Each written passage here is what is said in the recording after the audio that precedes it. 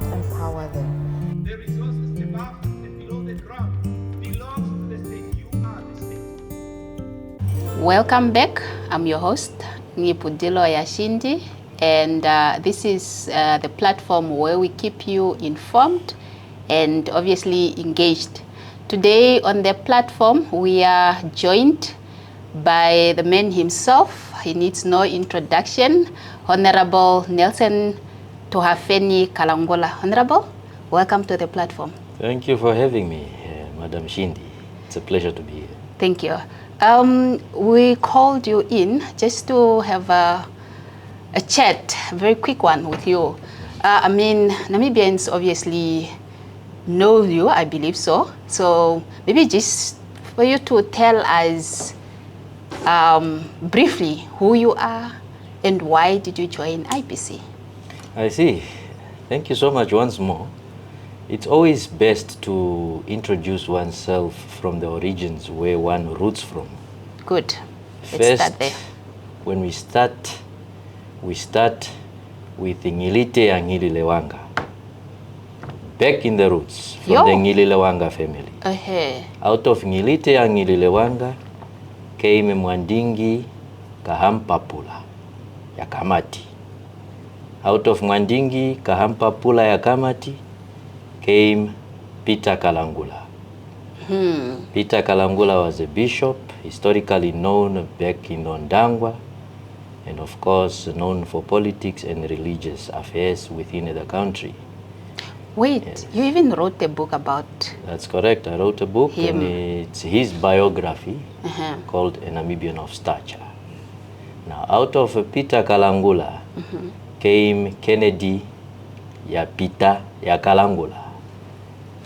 And that is my father who produced the seed that produced Nelson Tuhafeni Kalangula that is standing here, or sitting here with you. I see. I come from different backgrounds, raised by different people that produced character in me. It's always good when you are raised by different people. It creates, it's a development of character. I started... What are those characters? Well, maybe? They are combined. Okay. And they come to form a nice cocktail. Yeah, that develops good results. Let's define that cocktail in one word. Well, straight to the point, discipline. Okay. And of course, many other elements of getting the work done. Through that background, it brought me through to grow up in the streets of Oshakati, raised by a mother, Turkey Tobias. She hails from Vamboland. And of course, my mother's family is the one that raised me. But of course, a child always goes to the father afterwards to seek for that attention and love. Well, I grew up and got through school, grew up in the streets of Shandubala as well.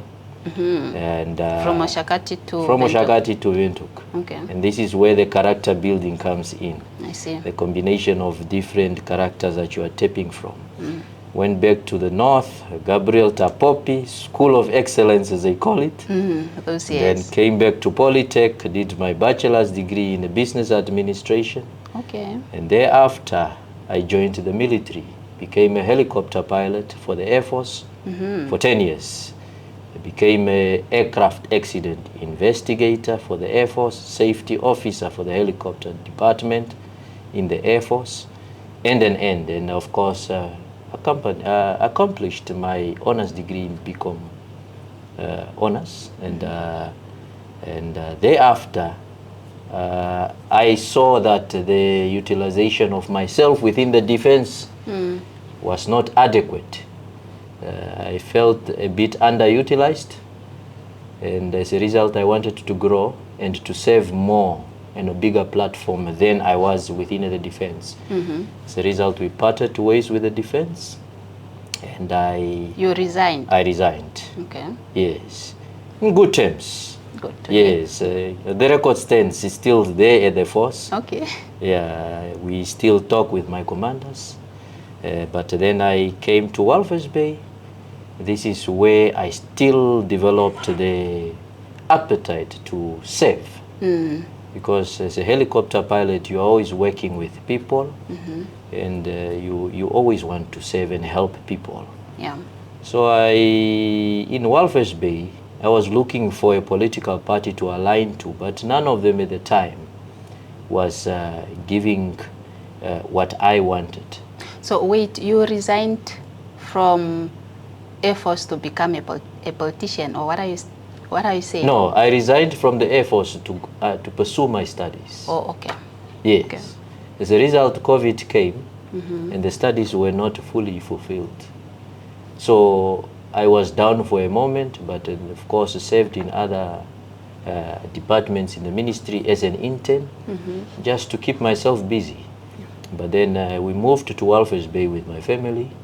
We found stability in the coast. It's a good place to raise the children. So there I was looking for a political party to join politics, because that was one of the ways of serving. So you haven't been active in politics your whole life? Never. I've always Until been you apolitical relocated. as a soldier. Oh, yeah. Yes. I've always been apolitical. Yeah. Until I wanted to serve, I've always had the love for geopolitics, even when I was in the defense. But that was merely just a love of geopolitics. As a soldier, you must always be informed with the news. Yeah. You must be abreast and know exactly what is happening around the world. And as a result, I came to Walvis Bay. That appetite drove me to look for a political home. And IPC was not born yet.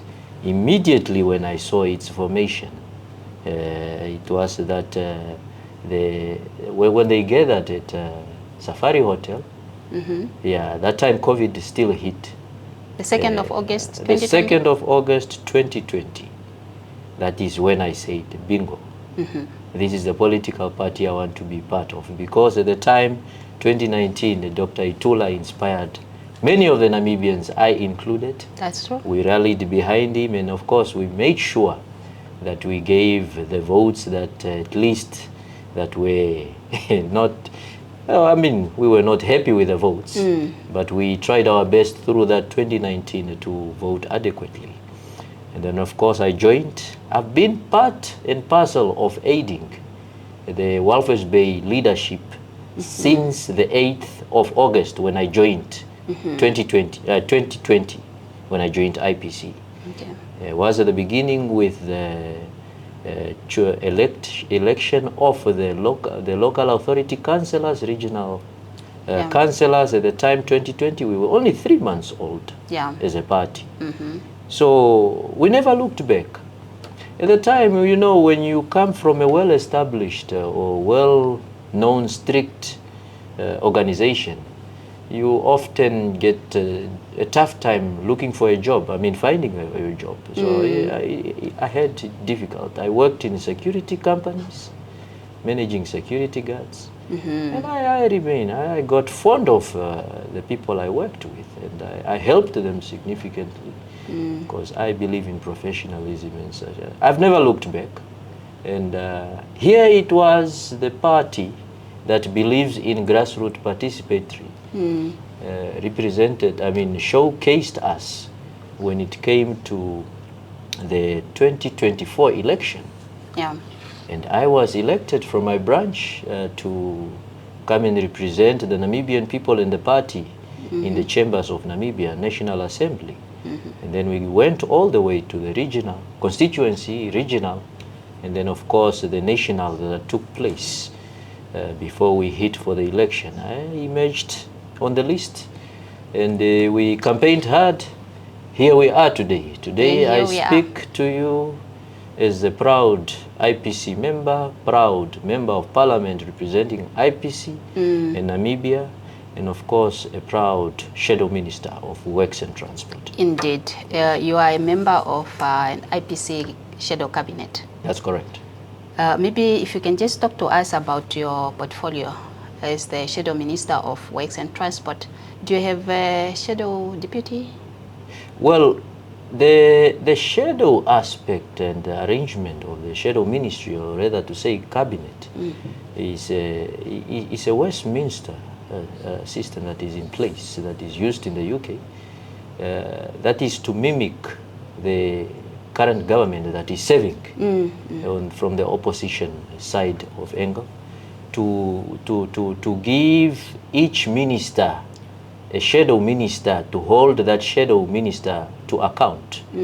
So within us, we saw all our capabilities, and the leadership saw best where to put us based on our competence and capabilities. I ended up being appointed as a shadow minister of works and transport.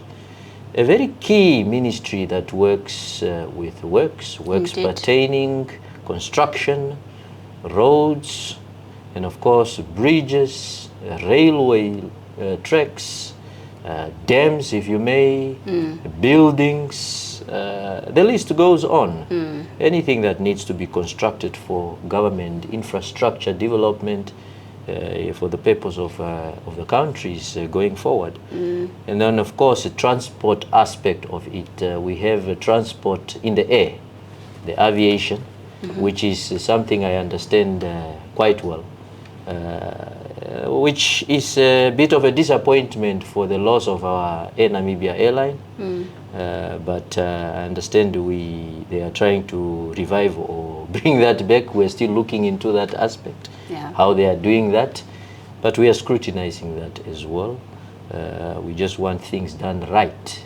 Yeah, but you also look at the roads, the vehicles, how vehicles are registered, and roads authority falls under that. Roads funds also falls under that. And then you have NATIS, which falls under roads authority. Now NATIS is a regulating body that regulates the licensing and the permits of these road users, from trucks, taxis, and e-hailing services. These are all that are registered today, anything pertaining vehicles. And then you have aviation, whereby you have the Namibian Civil Aviation Authority. That is the regulating body of all the aircrafts that are to be registered in Namibia. And then you also have to check on the safety aspect within our airspace, because NCA also is responsible for controlling and making sure that the airspace is safe to fly for other aircrafts that are flying from elsewhere. And then under the ministry, you also have a Directorate of Aircraft Accident Investigation. When an aircraft crashes, it is a very, very delicate situation. It needs a thorough investigation to ensure and check that this accident that occurred should be avoided in the future. This is the reason why accidents are investigated by that directorate. Of course, then you have the railway, where Trans-Namib falls under. A very interesting department, or rather SOE, or public enterprise, that needs to be thoroughly zoomed in for improvement's sake. The tracks are not utilized. As you are aware, our locomotives has been derailing and falling off the tracks, and the railways also, which are under construction and under maintenance at the moment, are also not fully utilized. As a result, they decay. We have a typical example of the railway in the north, going to Oshikango. Nothing is happening there. So these are one of the aspects that we look into, where feasibility study, money that is paid for, the nation should understand that when a feasibility study is conducted, there are different experts that are called to lay out these studies for the purpose of a well-constructed infrastructure. Yes, so we pay for those services, but it is very painful to see that infrastructure is set up, feasibility study was done, but then it's not utilized, such as the one to Oshikango. That is where it pains. Then we have roads. We've been having the B1 stretching from north to south. Namibia is said to have good roads in Africa. Definitely, but there is also a history around that. You need to study why we have good roads, who we used to have those good roads. Good roads are determined by the geographical location of a country. Okay. Now, it does not make sense to call engineers from the northern hemisphere where conditions are different, or from the western hemisphere where conditions are different. I'm referring to Cuba now, because there were engineers that were brought here to tap from their knowledge. Yeah, it is a good gesture that we are exchanging, and we owe a lot to Cuba. But we need to consider geographical location of Namibia also, and play with partners that are in the same region as ours that could help us. South Africa is an example. But do we have experts from the surrounding? We do. Okay. We do. A lot of engineers that build these roads in Namibia, they fled back to South Africa. Yeah, and some of them have private companies that are working so forth. Okay. But we do not need to look that far. We've been developing and training engineers within Namibia. Yeah, yeah. For a very long time. And these engineers are sitting at home. They are even seeking for job opportunities abroad. Some of them are even now teaching in the villages. They are teaching. They are driving yangos. Yeah. Yeah. It's a very sad situation. Pilots also. You find them driving yangos. Yes, but Honorable, before we get into the technicality of your ministry, looks like you are really holding your counterpart to account. So we see him everywhere now, and there was a controversy on 7-seaters permit. Maybe if you can just talk to us about that as well. Well, with the 7-seater permit, one really needs to be careful with the directives. Firstly, we are a country that works on the rule of law. Same with IPC as well, that we believe in. We are very fond on that. Yes. So if we wake up every now and then just issuing directives and the act is not followed, then it's a problem. Yeah, I think you raised that issue in Parliament, and the public out there wasn't really sure of what you were saying. Maybe if you can just clarify on that. Exactly. When I rose to speak about that, I specifically asked the minister if he did a consultation with these associations, the taxi associations specifically to mention. And of course, we have Naletu Association as well. We have the Bus Drivers Association. These are all people that are concerned. Now, the issue with the permits works as such. Specifically for 7-seaters? For 7-seaters. There is a certain boundary that needs not to be stepped by the other. You must understand that the capacity that these vehicles hold are bound to operate in a certain area. If a 7-seater is to operate, it is not meant to operate further than 60 kilometers out of a town, for instance, or 100 kilometers out of a town. Because the moment it steps out of that, it takes away business from the buses. Yeah. Because the buses hold bigger capacity. When you reach out of 100, that's a territory for 14-seaters upwards or 10-seaters upwards to operate in. And then the further you go, this is where you find the big buses, like such as the Intercape, Silas and Dapuka. Yeah, this is where you give an opportunity for business for these buses. The idea to regulate this and control the parameters is to ensure that everyone plays part in this business of commuting and transporting people from destination to destination. Now the problem and the issue came with the safety aspect of driving of the 7-seaters. Now this is where they were saying, the permits, everyone is not really regulated. And the other thing also, the permits take rather long. Understanding, well informed that the permits are only here registered in Windhoek, not elsewhere, which is a big concern that we need to discuss also on the expansion of NATIS. NATIS, ever since the years back, have not expanded. And you must, as you saw that the NSA statistics showed that the population rose. And through the companies such as Jan Japan that are now importing vehicles, and Donkey Botswana, I don't know if it's still operating, but there's still vehicles coming through there. Yeah. Yeah, a lot of people came now to afford vehicles, and there are a lot of road users now that are on the road. So we need an expansion on that, and through those that are buying cars, a lot of them are 7-seaters that are trying to put bread on their table. So what I basically asked was just that, did the minister consult?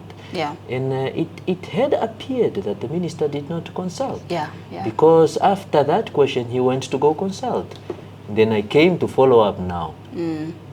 Would he agree with me that the strike that was happening, because the bus drivers were striking in the south, in Marienta, would he agree that that was an error and that is a consequence of giving directives without consultation? Yeah, indeed. Yeah. So, and that's exactly why I'm saying your counterpart seems not to really know what to do. He's just running up and down, and I'm sensing that maybe it's because of your shadow. Is it too big that Well, my shadow, and of course all the other shadows, brilliant work that we are all pushing ourselves to do. We are doing exactly what we need to do, and you must understand, for MPs that are new, all 20 of us are new in this parliament. It takes almost up to 5 years to learn how parliament procedures work and all that. But for 6 months, almost 7 months, to be doing what we are doing and having the ministers really accountable to work and to act on our questions. I mean, the nation is saying we are asking a lot of questions, but they need to answer. Even themselves are also complaining. Well, so we commend you for that. Honorable, your ministry, there's something that I have noticed. There's a tendency of local contractors that are getting these government tenders, the capital project, and they seem to struggle to complete, and sometimes they abandon those projects. Some takes long to complete, some are totally abandoned. There was boreholes that are being drilled in Opuo, and also some schools that are being constructed in Kunene. They are abandoned. We were in, last month we were in the south at the border post where the office was contracted or constructed for so many years by different contractors, and it was completed in 2018. But that building has a very big crack on it, and it puts the lives of the employees and the visitors in danger. So what are your views on those local contractors that have this tendency of just, getting money from the government, but they don't finish the work? All right. Now that's an issue. And of course, as the country is aware, the Tender Procurement Board is one of the burning issues that we also need to review. I understand it's also in the pipeline, as they say, in government. But we always have to look at the root cause when it comes to matters that are of this effect. Where is it really coming from? Number one, the government, through its departments, especially when it comes to construction, or health, or education, you name it, they are always inspectors. And when it comes to a specialized and a technical ministry like that of Works and Transport, you find quality assurance officers that need to do their work and ensure that quality is conducted.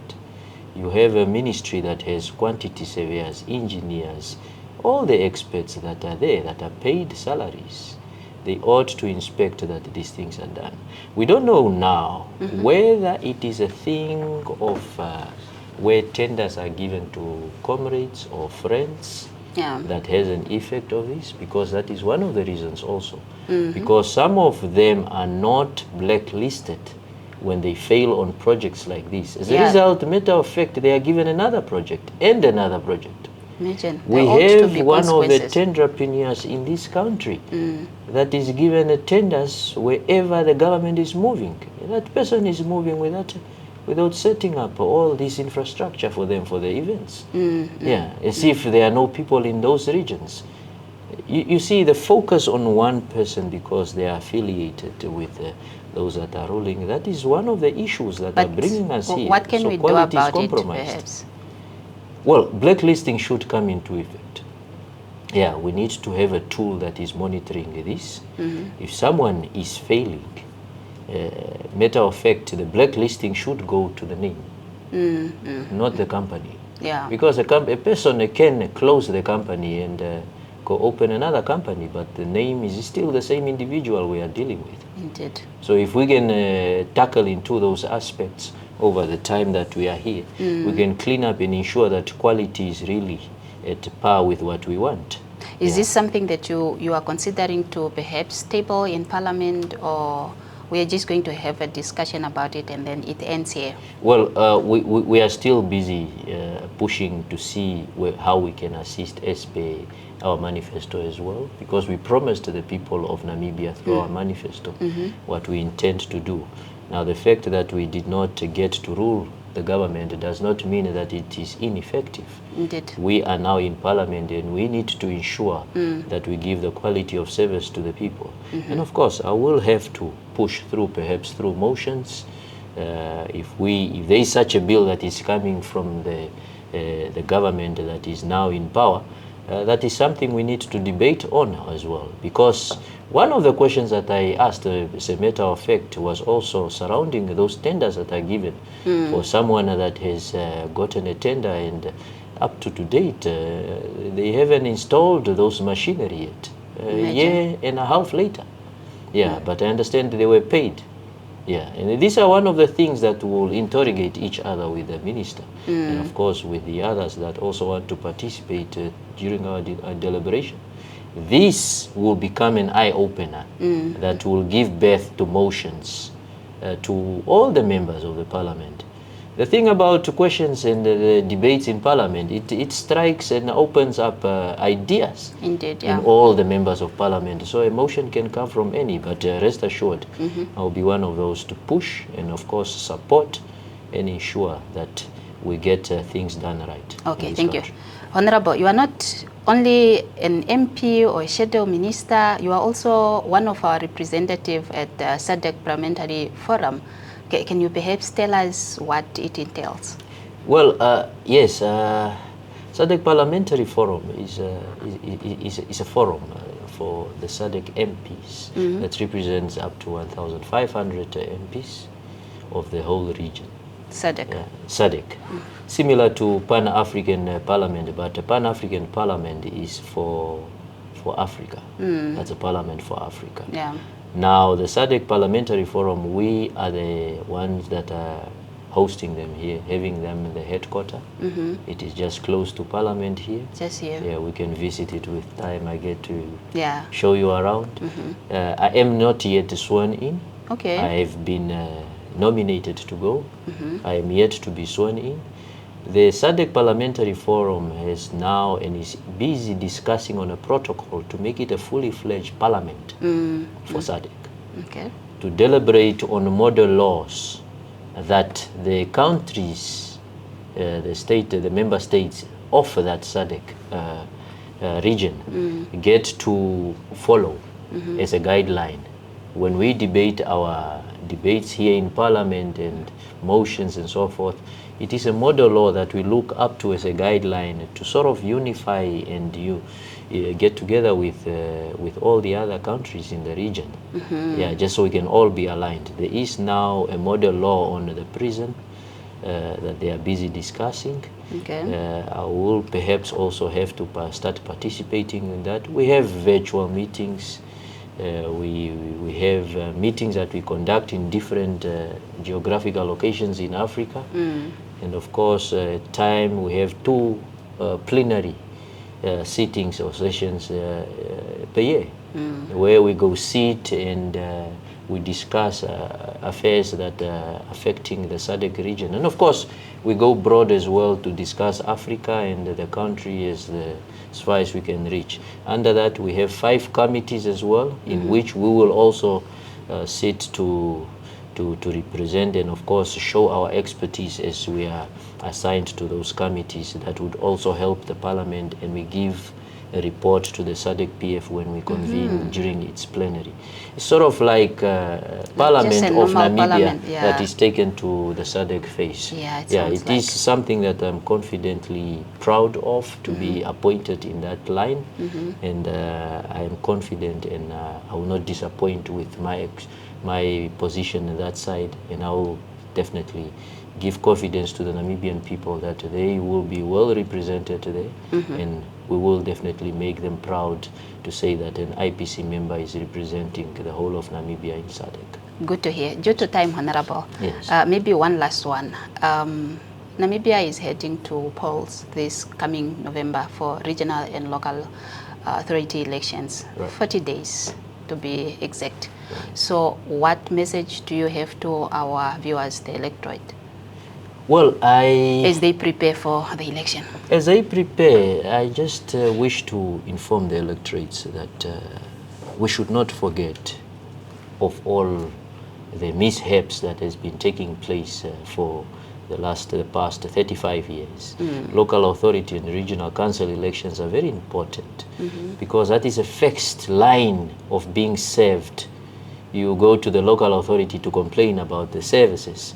You have to make sure that you elect competent people to represent you and to make sure that they are debating on these bylaws that they sit and discuss in those chambers of theirs. And the regional councillor also is the one that is on the grassroots. Yeah, he's there on the ground, boots on ground at all times. You do not want to elect a person that is, for instance, that is giving us a similar situation of those that were staying in Windhoek, but they are mayors elsewhere and so forth. Yeah, you want people that are really serving their people. They are readily available. When a fire comes, they are readily there. When there is a drought situation, they attend to help with the drought reliefs. When issues come pertaining the health, the pandemics, you want to make sure that the people are really responsive to the people's needs in those constituencies, and of course in those local authorities that they are providing leadership in.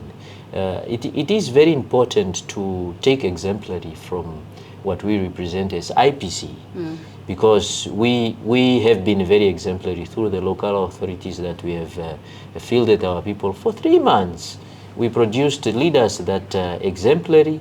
We take, for example, Walvis Bay, people at Farm 37 now have houses that they are receiving, which is a big achievement that we got. And never mind the potholes, that is an issue that is faced by every town, you know. But the key issue is they always talk about Walvis Bay and not focus about other towns.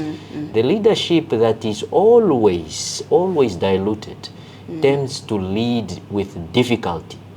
That is one thing that was proved by the Walvis Bay situation. And of course, Windhoek, city of Windhoek is an example. You saw all the chaos. Nothing as much that you could really point out was done during this 5-year tenure.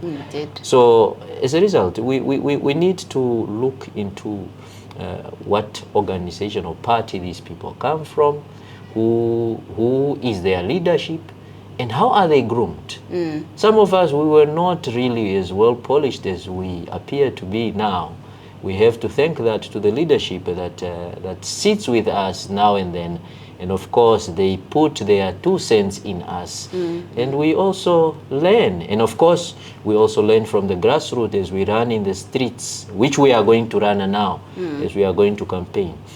I need to tell the nation that we are not campaigning for them to say... Please tell them. We are not campaigning for the public to say that give us jobs, give us an opportunity to sit in offices of aircons. We're saying, give us an opportunity to get our boots dirty.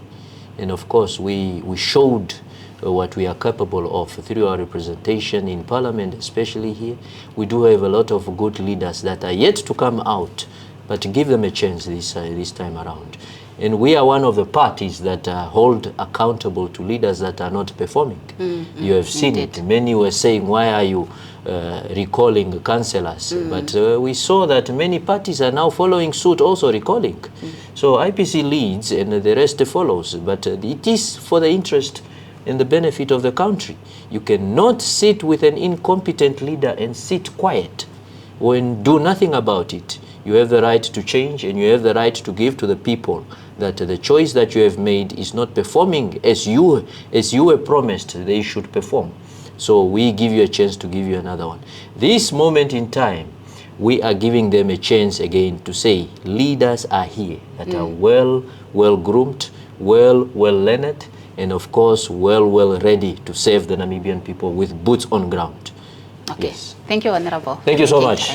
With us today. Thank you. So, well, Namibia, that was Honorable Nelson Tuhafeni Kalangula, keeping us informed and also just sharing insights from the halls of governance. Until next time, stay tuned.